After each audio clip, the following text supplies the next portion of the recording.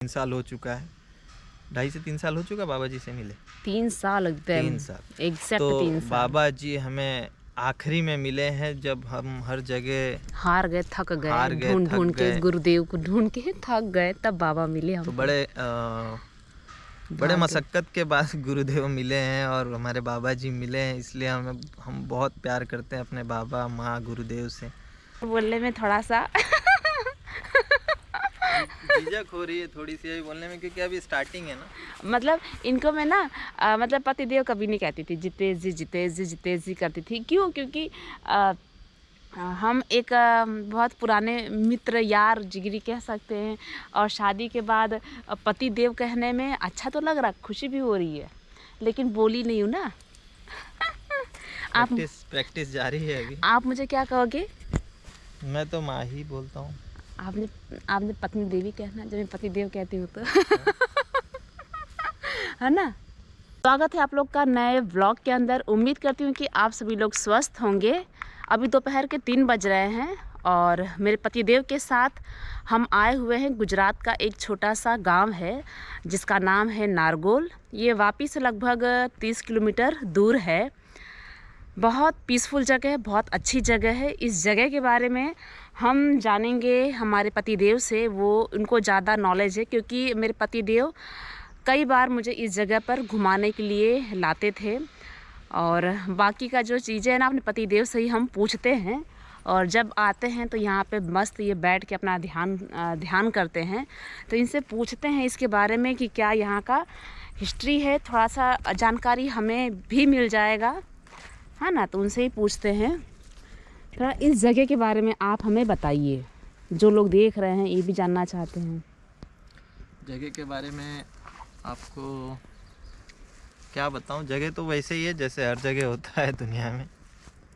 पेड़ पौधे भी सब वैसे ही हैं। बस इस जगह की कुछ खास बातें ये हैं कि बोलते हैं जो भी जगह है वहाँ ऊर्जा जो भी होती है, वो ऊर्जा जो भूतकाल में जो भी घटना घटी हुई होती है उसकी ऊर्जा होती है।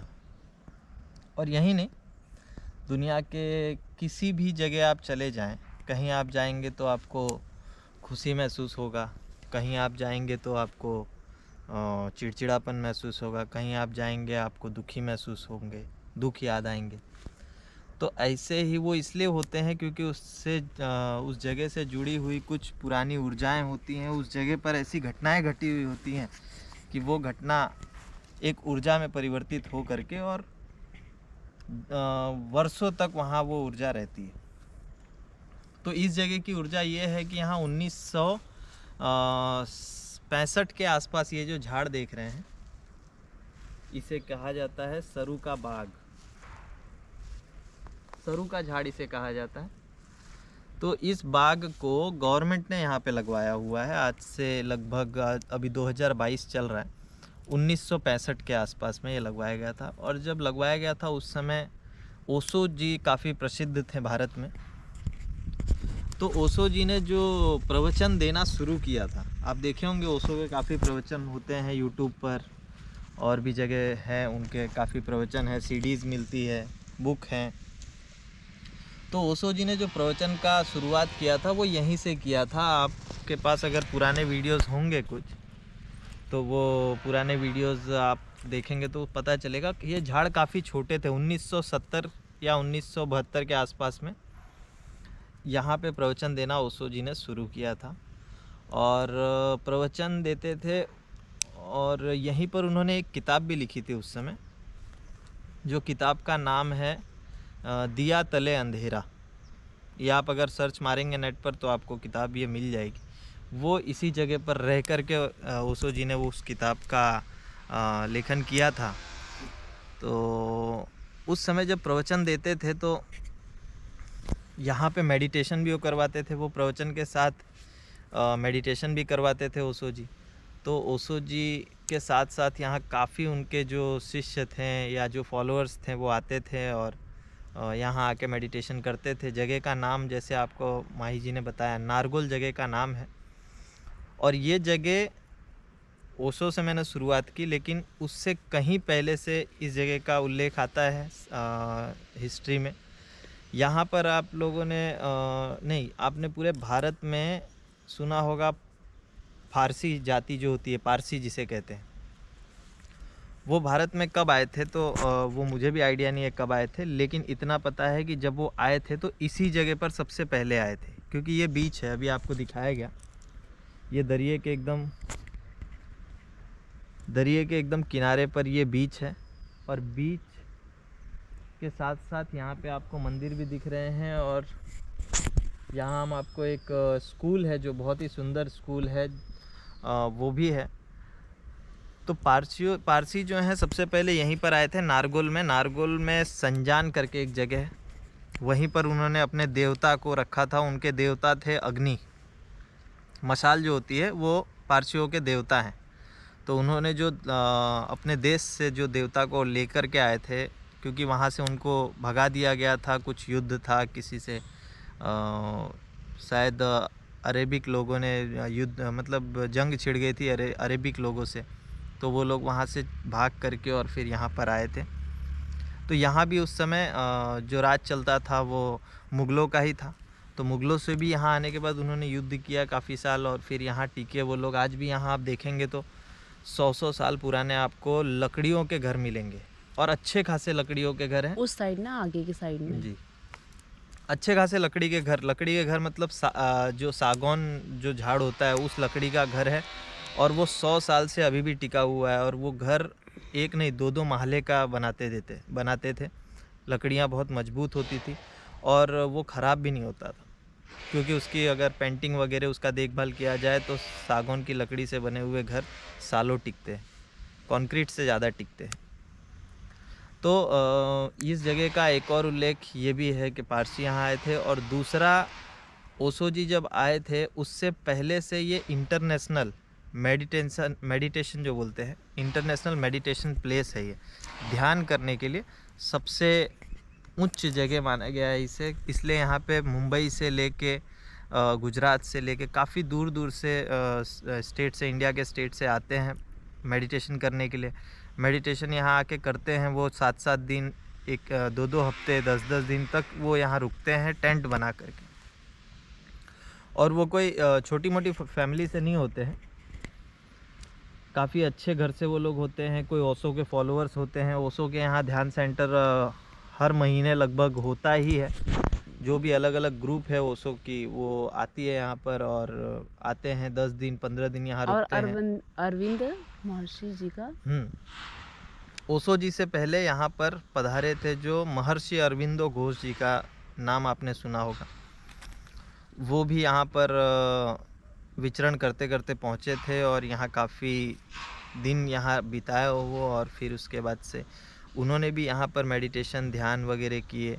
वो तो दार्शनिक थे, एक तरीके से दार्शनिक कवि भी बोल सकते हैं महर्षि अरविंदो घोष, किताबें भी लिखते थे वो।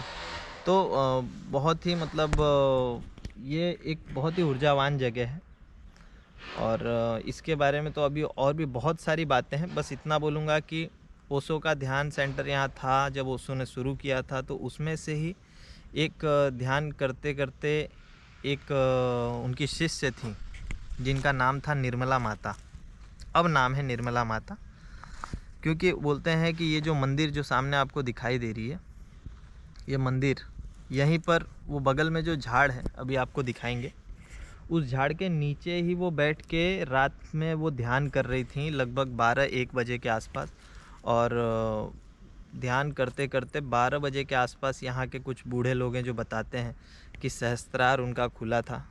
अब वो सहस्त्रार, मुझे तो आइडिया नहीं है कि सहस्त्रार खुलता कैसे है, बस यहाँ के लोग बोलते हैं कि वो रात में दिन जैसा उजाला हो गया था कुछ समय के लिए, कुछ क्षण के लिए।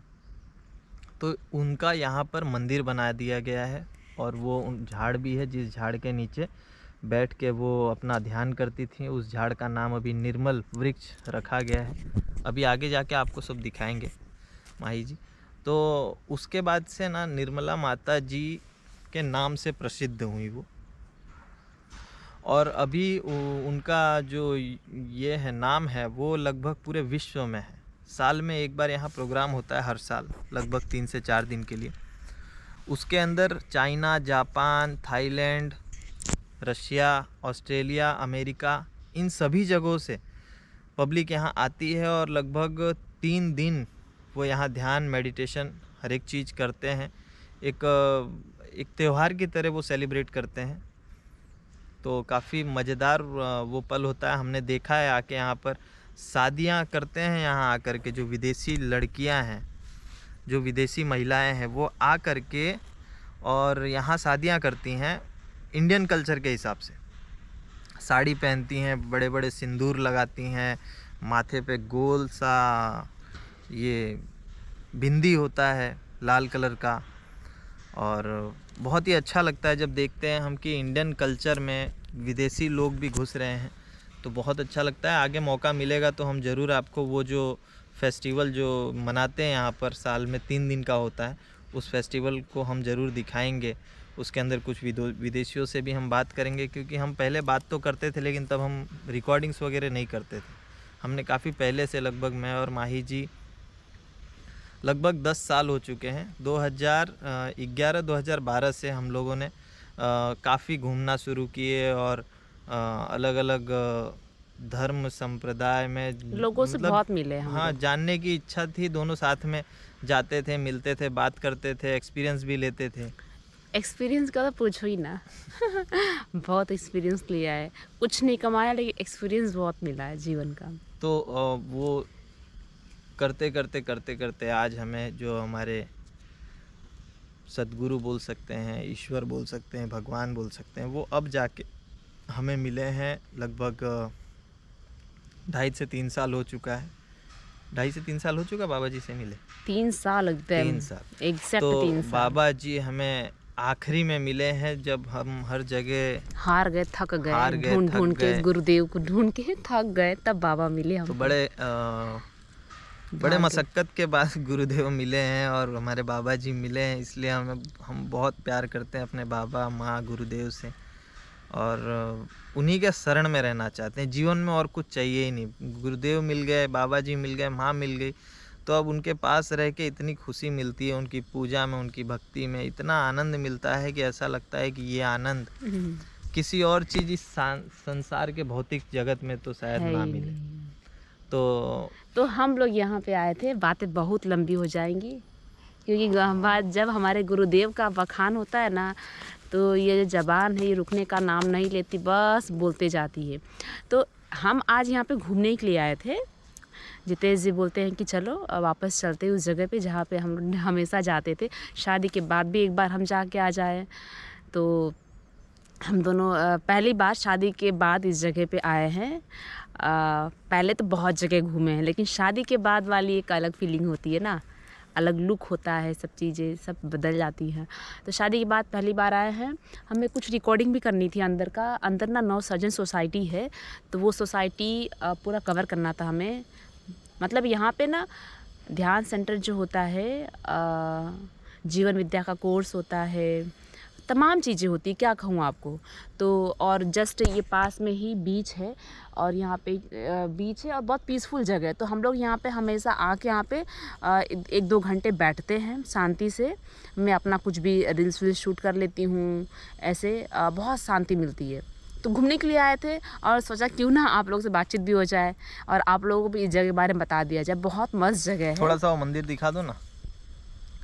वो मंदिर ठीक है, दूर से ही वो वृक्ष वगैरह जो है और वो छोटा सा मंदिर जो बाद में बना है, वो सब एक बार जाके ऐसे खाली दिखा दो, ताकि लोगों को पता चले कि हाँ वो माता जी जिनका नाम बहुत प्रसिद्ध है, हाँ, निर्मला माता नाम से ये जो इनका एक तरीके से कहा जाए तो बहुत प्रसिद्ध है। सब बहुत बहुत प्रसिद्ध है, देश विदेश से लोग इनको फॉलोअर हैं इनके।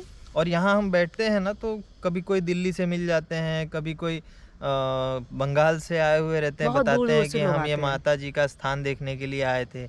एक बार तो वो 3 लेडीज मिल गई थी, चाइना की 3 लड़की। और हमको पता है क्या बोलते हैं, आप तो कितने पावन भूमि पे रहते हो। हाँ। हम तो खुश हो जाते सच्ची।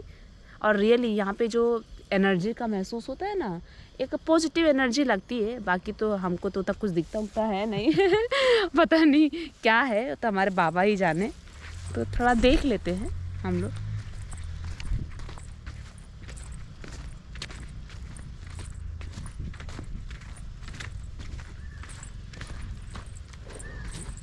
देखो ये ही वाला मंदिर है। हम ऊपर नहीं जाएंगे, है ना, दूर से दिखा देती मैं आपको। ये जो यहाँ पे गुजराती में लिखा है निर्मल वृक्ष, है ना, ये जो झाड़ आप देख रहे हो, इसी झाड़ के नीचे उन्होंने अपना ध्यान किया था और उनका सहस्त्रार खोला था माता जी का। और यहाँ पे कुछ गार्डन जैसा उन्होंने बना के रखा हुआ, यहाँ पे बहुत सुंदर जगह है। ओम नमः शिवाय।